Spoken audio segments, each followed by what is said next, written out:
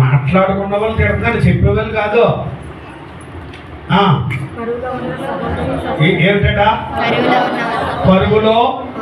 అది నీకు తెలిసి పరుగులో ఎవరుంటే వాళ్ళకి సాయం చేయాలి. నీకు ఉందా, దేవుడు ఇచ్చాడు. అది సహాయం చేయకపోతే సహాయం ఆగిపోద్దా? సహాయం చేయకపోతే సహాయం ఆగిపోద్దా? రెండు, సంఘములో పరిచర్య చేసే వారికి. మూడు, పరిశుద్ధులకు. అది పరిశుద్ధులకు ఆ అవసరతలో సహాయం చెయ్యాలి. పరిశుద్ధుల అవసరములలో సహాయం చెయ్యాలి. నాలుగో, సువార్త పని. సువార్తను ప్రకటించే వారికి సహాయం చేయాలి. ఐదు, శ్రమ పడు వారికి సహాయం చేయాలి. ఆరు, ఏడో, అనాథులైన విధవరాండ్లకు సహాయం చేయాలి. అందరూ స్తోత్రం చెప్తామండి. రెండు చేతులు చాపి స్తోత్రం చెప్తాం. హల్లెలూయా. రైట్. ఏడవదిగా యెజ్రా గ్రంథం 1వ అధ్యాయం 4వ వచనం.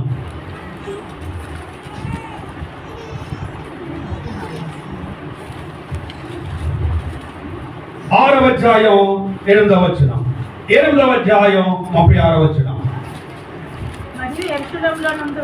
మరియు యెరూషలేములో ఉండు దేవుని మందిరమును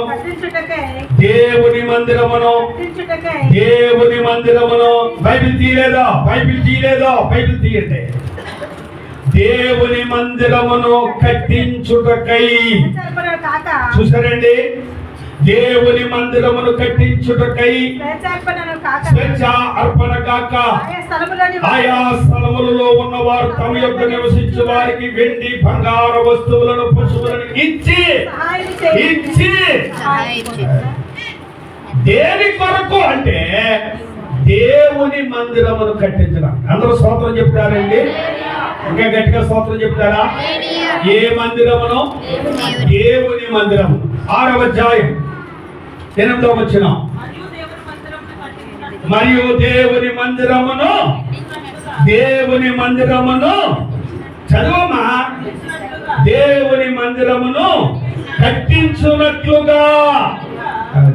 కట్టించున్నట్లుగా మీరు చేయవలసిన సహాయమును గూర్చి. ఆ మాట చూడండి.